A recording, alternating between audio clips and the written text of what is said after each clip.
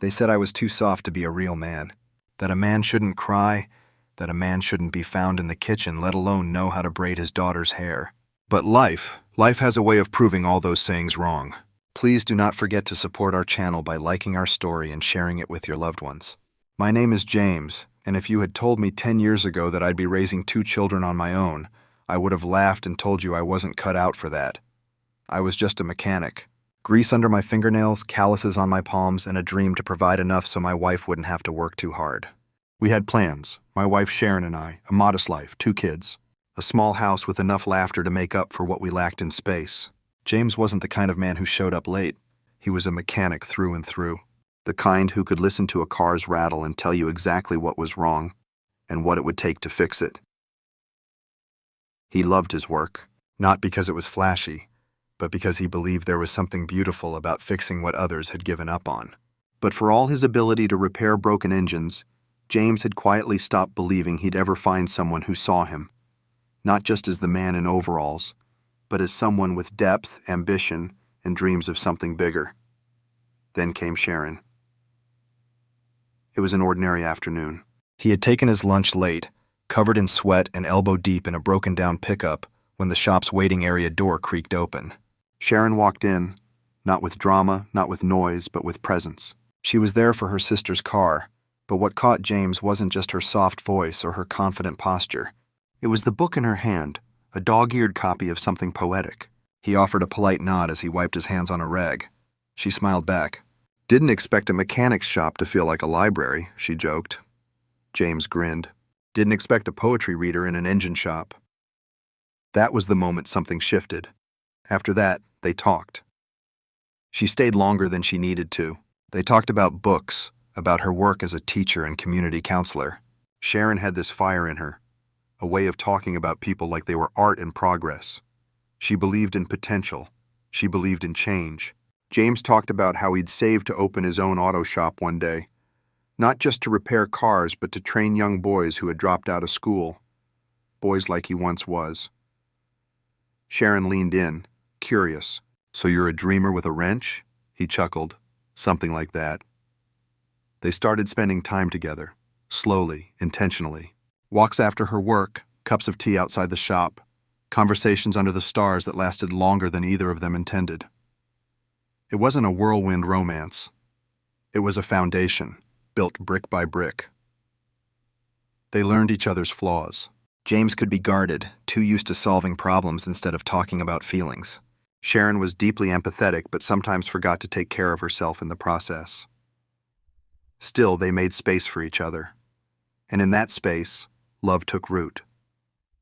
They dreamed together, a home filled with music, Sunday roasts, and hand-me-down books. A garage where young men were taught not just how to fix cars, but how to dream beyond the hood of an engine.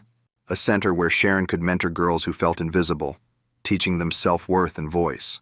A family where "I'm proud of you" was said often, and "I'm sorry" wasn't rare. They knew life wouldn't be perfect, but they wanted to build it, side by side. There were hard days, times when business was slow, times when doubt whispered.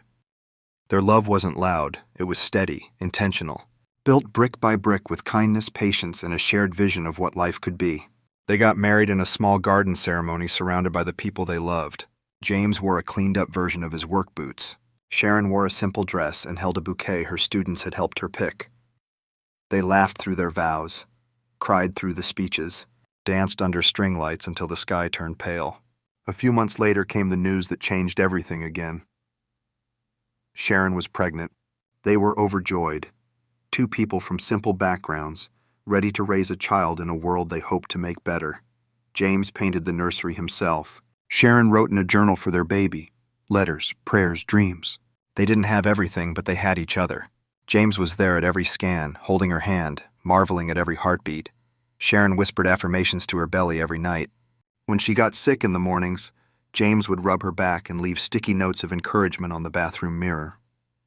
He worked longer hours so Sharon could rest. She cooked his favorite meals on weekends to thank him. They supported each other like pillars in a home they were building, steady, strong, and deeply connected. Their first child arrived on a rainy evening. James cried the moment he held her, big, unfiltered tears. Sharon smiled, exhausted but radiant. "She has your eyes," James whispered.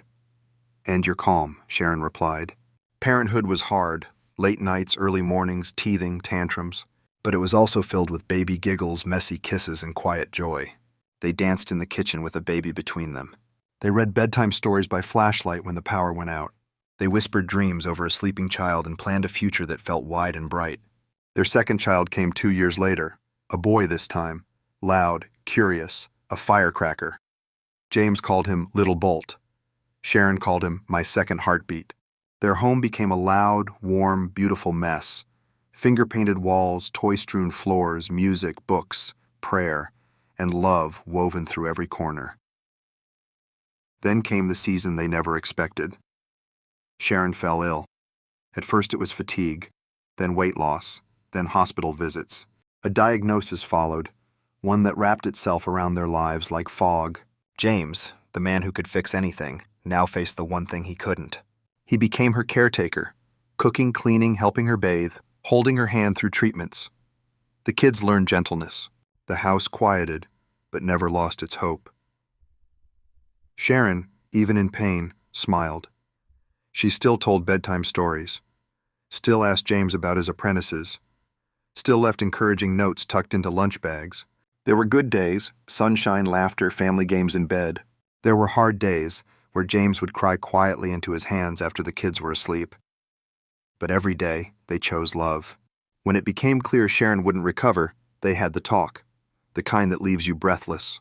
"Promise me," she said one night, weak but clear, "that you'll keep building the legacy, raise them with courage, live with joy, fix what you can, and let go of what you can't." James nodded through tears. "I promise." And then, in the quiet of a dawn morning, she was gone. James held her hand until the last moment. The children didn't understand at first, but in time they learned, through stories, through pictures, through the way James spoke about her with reverence, not regret. He kept the shop open.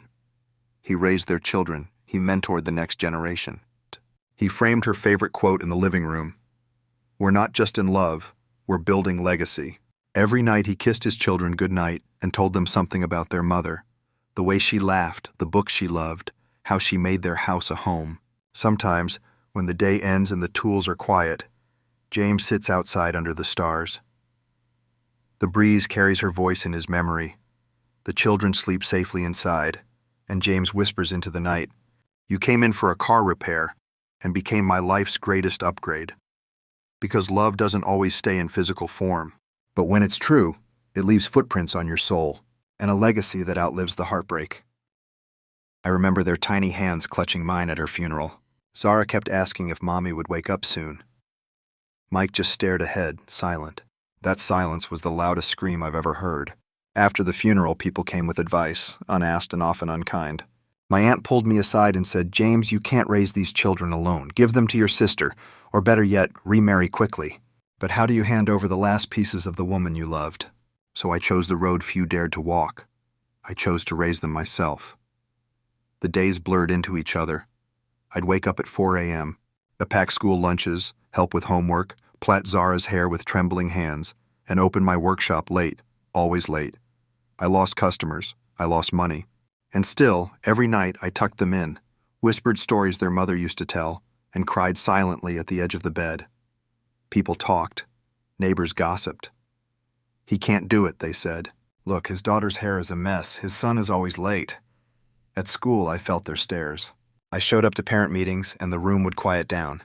The mothers would smile politely but speak in low tones behind me. I remember one woman saying to another, "He's trying, but children need a mother. They weren't wrong." But I wasn't going to let that stop me. There were times I thought I'd break. One night, Mike had a fever that wouldn't go down. I carried him on my back to the nearest clinic because I couldn't afford a cab. I stood there all night, rocking him back and forth. When the nurse came out, she said, "Where's his mother?" And I whispered, "She's watching from heaven." We had nights with no power, days with barely enough food, and moments when the weight of it all nearly crushed me. I remember once, I counted the last 700 naira in my wallet and had to choose between buying fuel for the generator or bread and milk for breakfast. I bought the milk. We sat in the dark, but we ate. It wasn't just the money. Emotionally, I was running on empty. Zara once asked me why I didn't smile anymore. I didn't even realize I'd stopped. I was moving like a robot, task after task, day after day. Until one evening, Zara's teacher called me in. She said Zara had become quiet, withdrawn. She didn't want to play with her friends. That crushed me. One weekend, I planned a picnic. I borrowed a friend's old bicycle, packed biscuits and sachets of juice, and took the kids to the park. We laid on the grass, played catch, and for the first time in months, we laughed together. Not a forced laugh. A deep, belly-warming kind of laugh. That day, I realized something. My children didn't just need food and shelter. They needed joy. They needed their father not to just be present, but emotionally available. That night, after putting them to bed, I sat in the living room and looked around. The place was a mess. Clothes on the floor, dishes in the sink, unpaid bills stacked on the table. But I smiled, because it was ours, and we were surviving. I started making changes. I cut down work hours to be there after school. I sold some old tools to afford internet access so the kids could study better. I downloaded YouTube videos on parenting, hair braiding, and simple meal prep. I learned how to make pancakes. They were awful the first few times, but Zara loved them anyway. I joined a local parenting group. At first, I was the only man. They were surprised. I was embarrassed, but slowly, they embraced me. One woman, Aria, taught me how to do Zara's hair. Another gave me her son's old textbooks. They didn't see a struggling man. They saw a father trying. Not everyone was supportive. One day, my landlord served me a quit notice. Said I was too noisy, too messy. I had no savings. For 2 weeks, we lived in a friend's one-bedroom flat. I thought that would break me, but instead it bonded us tighter. We made up bedtime stories. Mike started writing his comics.